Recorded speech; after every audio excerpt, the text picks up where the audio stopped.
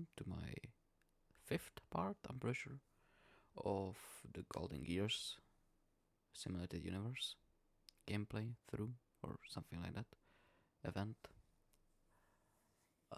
Today I'm trying to defeat Conundrum, I'm pretty sure it's called, level 2 on difficulty 5, which you can only do it on difficulty 5, with my Nihility team again, which is Kafka, Sampo, Lynx, and Wushwan. So yeah, and I'll be just talking through it. When I recorded it, I didn't talk at all. I just played. So now I'm just going to voice over it, you could say. So yeah, but as you could have seen at the beginning, I took a Curio, which was the one that doubles the objects that you can destroy, like the barrels or the little banks of health or skill points, because I find it really useful, because in every occurrence slash fight domain slash reward domain you go and you have at least like a chance to get like 26 fragments. So that's really nice. As you could have just seen, I've got a really early suspicion blessing, which is just great. It's always nice to get these early. And yeah, I've got really lucky on this run with all of the blessings and stuff like that, honestly. You'll see all of it. But I just want to talk through why I think the path of Nihility is the best.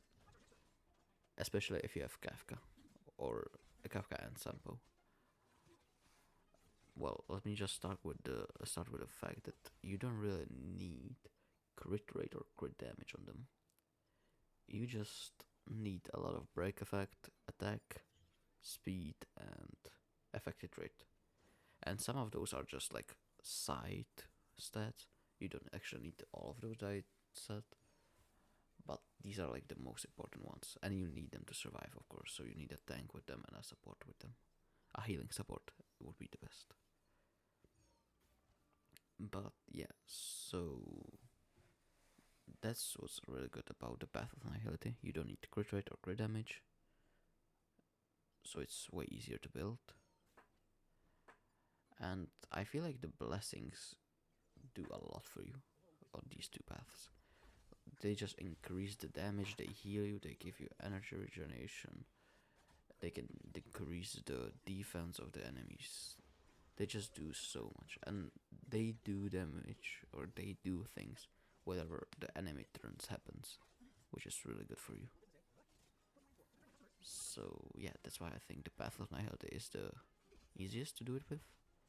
I would like to try it with a different path to showcase some other ways to play through this, but if I won't be able to beat it with anything else, you'll be left unfortunately with just the Path of Nihility. But I'll try my best. So as you could have just seen, I've defeated the first plane, no problem. Even though the boss didn't have a lightning break, I still could have done it. Only thing that I think that I got the worst like are the bosses. Like this one first with the weakness breaks wasn't good at all, but it's fine. We got through it. We continue. And let me just talk about the fact why I'm using Lynx here, or why I prefer using Lynx over anyone. When I started playing the game, I had a big problem with the like debuffs. And when I was using Natasha, she only could cleanse one of them with her skill. So when Lynx came out and it was said that her ultimate like cleanses one debuff, I'm pretty sure, from everyone, I found that really useful. Give her some energy regeneration, give her some HP, and I feel like she's good to go. That's why she's really good. I don't think there's a reason for me to talk about Wushwan, like why I'm using her. Probably the best tank currently. But why Kefka Sampo instead? Like I was thinking about putting in Guan Yanfei, or even Luca. But truth being told, I don't have those built, and it would take me some time to build them. I want to build them, but I didn't have them yet, and I wanted to try this difficulty. Quick break. When you see these cocktails, you should always take this one if you're running Path of Nihility. It gives you a break effect, weakness break effect. I'm pretty sure. It's by 20% with every blessing of each path you have, so it can go up to, I'm pretty sure, to like 160, maybe? Not sure. So yeah, that's really good. But yeah, so I have Kafka and Sampo just built, and I feel like they're really good for the Nihility path.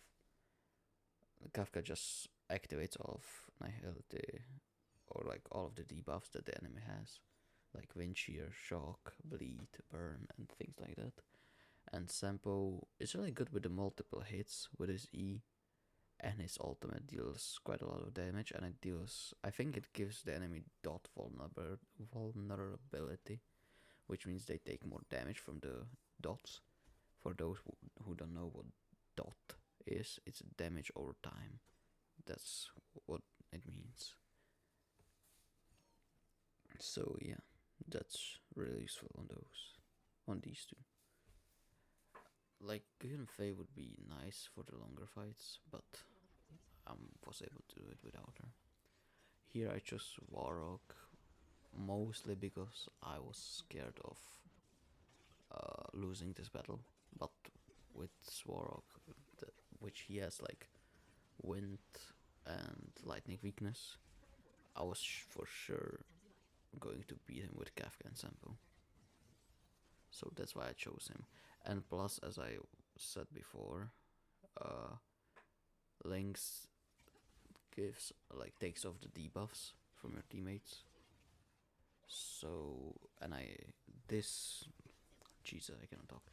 And Svarog's, the fact that I chose Svarog, it will give the final boss the Path of Nihility, which I can cleanse with Lynx. That's also another thing that I thought about. But yeah, I'm not sure if if it already happened or not. But I'm pretty sure it didn't. But in this run, I found out that Path of Abundance helps a lot as well. I'm pretty sure I do it right here. I go to what is this called? Scrotum, and I see these abundance blessings. That says it gives you more max HP the more blessings you have. That's why I bought like 2 of them right now. Because more max HP means Fush 1 is better, Lynx is better, and Kafka and Sampo can survive more. So yeah, I'll be picking up those from now on. They seem really good. Or they're always really good, but I just haven't thought about them. Here I just upgrade the 3 basic, not 3 legendary buffs, because I feel like they're the most necessary ones. I upgraded the one for the more max HP from Path of Abundance and more damage from the Nihility Path. And I took this fight because they have electric weakness, and I feel like these two are probably the easiest option every time. Because they're not like a weekly boss or anything like that, they're just normal elite enemies. So they're not as hard to take down. But yeah, so I got here pretty easily. But this fight, as you'll be able to see in a few seconds, this took a big turn for me in the end. I was scared, I was frightened. I don't want to say exactly what happened, but you'll see.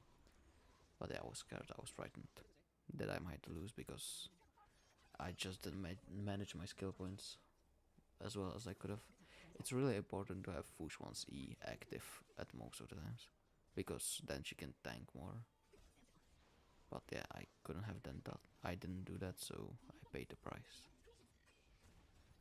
But yeah, I'll be trying to release another part soon. But on the weekend I'm not home, I'll be somewhere else, so I won't be able to do anything then. But maybe Monday through Wednesday I'll be able to. record and post a video from the level 4 difficulty. I hope I will be able to. We will see. But yeah, here comes the mistake. It should be in like next minute. But yeah, so what you can expect from me in the near future is another video of coding gears. If I'll have to, I'll use Path of Nihility. If I want, then I'll use something else.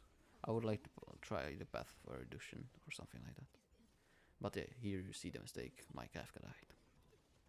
It was really unfortunate, and I got really scared at this point. Because I didn't have the electric weakness break, and she deals a lot of the damage, but I pulled through, and as you'll be able to see in a few seconds, I won the fight. And at the end I'll show my builds and everything on the character, so you know how poorly or how good my builds are. So yeah, thank you for watching, and I hope I'll see you in the next video.